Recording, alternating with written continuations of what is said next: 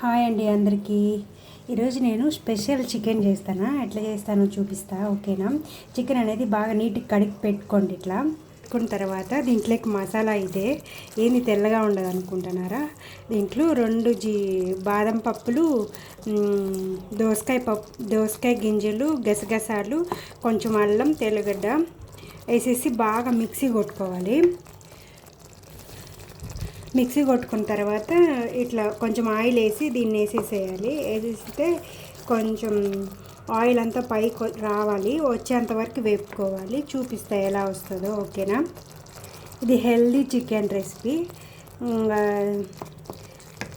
జీడిపప్పులు హెల్దీనే, దోసకాయ గింజలు హెల్దీనే, గసగసాలు కూడా హెల్దీనే. అంతే, దీంట్లోకి చాలా అంటే చాలా బాగుంటుంది చికెన్ అయితే. ఒకసారి మీరు కూడా ట్రై చేసుకొని తిని కామెంట్ చేయండి, ఓకేనా? దీంట్లోకి ఇట్లా నూనె పైకి వచ్చిన తర్వాత నూనె అనేది కనిపిస్తుంది కదా, నూనె వచ్చిన తర్వాత ఇట్లా మీకు సరిపడంత కారం వేసుకోండి.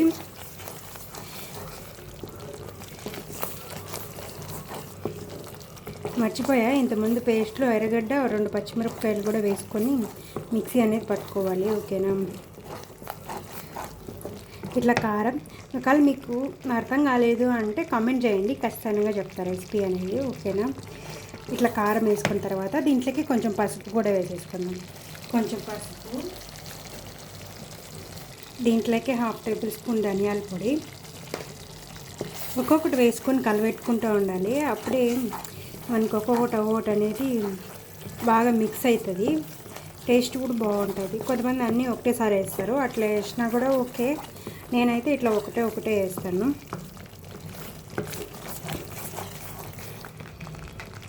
కొంచెం జీలకర్ర వేసేసుకోండి. జీలకర్ర పొడి ఉన్నా ఓకే, నా దగ్గర జీలకర్ర పొడి లేదు, అందుకే నేను జీలకర్ర అనేది వేసేసుకుంటున్నాను. ఆయిల్ అనేది పైకి తేలుతుంది కదా, ఇంకా కొంచెం ఆయిల్ అనేది తేలాలి. తేలిన తర్వాత ఏం వేస్తానో చూపిస్తాను, ఓకేనా? సరే, పూర్తిగా ఆయిల్ అనేది వదులుతుంది కదా, అట్లనే వదలాలి. వదిలిన తర్వాత దీంట్లోకి టమోటా పేస్ట్ అనేది వేసేసుకున్నాము.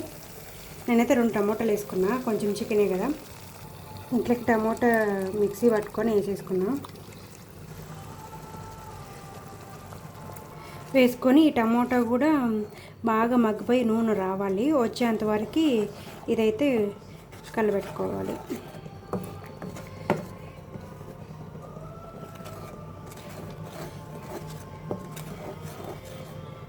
ఉప్పు కూడా చూసుకొని ఉప్పు కూడా వేసేసుకోండి, మసాలాతో పాటు వేగిపోతుంది. ఎందుకంటే మసాలాకు కూడా ఉప్పు అనేది పట్టాలి కదా, అందుకనే. చూసారా, టమాటా కూడా బాగా వేగిపోయి నూనె కూడా పైకి వచ్చేసింది అన్నట్టు. ఇప్పుడు దీన్ని కలబెట్టుకొని దీంట్లో చికెన్ అయితే వేసేసుకున్నాం. స్మెల్ అయితే సూపర్గా వస్తుంది, టేస్టింగ్గా బాగుంటుంది. ఒకసారి మీరు కూడా చేసుకొని ట్రై చేయండి, నిజంగానే అండి. దీంట్లోకి కొంచెం కరివేపాకు, చికెన్ కూడా వేసేసుకోండి. ఇట్లనే చికెన్ కూడా వేసుకొని బాగా కలబెట్టుకొని చికెన్ అనేది కొంచెం మగ్గిపోవాలి, అంతవరకు బాగా ఉడకపెట్టుకోవాలి, ఓకేనా? ఇలా మీకు చికెన్లోకి ఎన్ని నీళ్ళు పడతాయో అన్ని నీళ్ళు. చూసారా, చికెన్లో ఉండే వాటర్ అంతా బయటకు వచ్చేసి ఇది నూనె అంతా పైకి వచ్చేసింది కదా. ఇప్పుడు మనము కాంచి పెట్టుకున్న నీళ్ళు అయితే పోసేసుకోవాలి. చల్లనీళ్ళు పోసుకోకూడదు, ఎందుకంటే మసాలాలో ఉన్న టేస్టే పోతుంది. కాబట్టి వేడి నీళ్ళు అనేటివి బాగా వేడి చేసుకొని పోసేసుకోండి, మీకు సరిపోయినన్ని. చికెన్ బాగా ఉడికించుకోవాలి 20 నిమిషాల దాకా. దానికి తగ్గట్టు మీకు గ్రేవీకి తగ్గట్టు నీళ్ళు అయితే పోసేసుకోండి.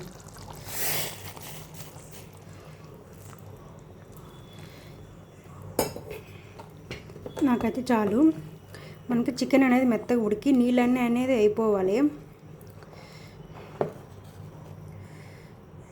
ఇప్పుడే ఉప్పు చూసుకొని వేసేసుకొని ఒక 20 నిమిషాలు మూత పెట్టి మీడియం ఫ్లేమ్లో పెట్టి ఉడికిచ్చేసుకోండి. సారీ అండి, మర్చిపోయినా, దీంట్లో గరం మసాలా అట్లనే ఒక నిమ్మ చెక్క వేసేసిన, హాఫ్ నిమ్మ చెక్క అయితే వేసేసిన. ఒక 20 నిమిషాల తర్వాత ఉడికిన తర్వాత ఇంకొంచెం సేపు గరం మసాలా వేసాం కదా, అది కూడా ఉడకాలి. ఉడికేంతవరకు చికెన్ అయితే ఉడికిచ్చేసుకున్నాము. ఒక 5 మినిట్స్ అంతే, 5 మినిట్స్ ఆగి దింపేసుకోండి, ఓకేనా? చూసారా, చికెన్ టేస్ట్ అయితే సూపర్గా ఉంది. రైస్ లేకైనా, బగారన్నం లేకైనా, చపాతీ లేకైనా సూపర్ అంటే సూపర్గా ఉంటుంది. మీరు కూడా చేసుకొని తిని ఎలా ఉంటుందో కామెంట్ చేయండి, ఓకేనా? నాకైతే బాగుంది. అలానే వీడియో నచ్చితే సబ్స్క్రైబ్ చేసి, లైక్ చేసి, కామెంట్ చేయండి, ఓకేనా? బాయ్.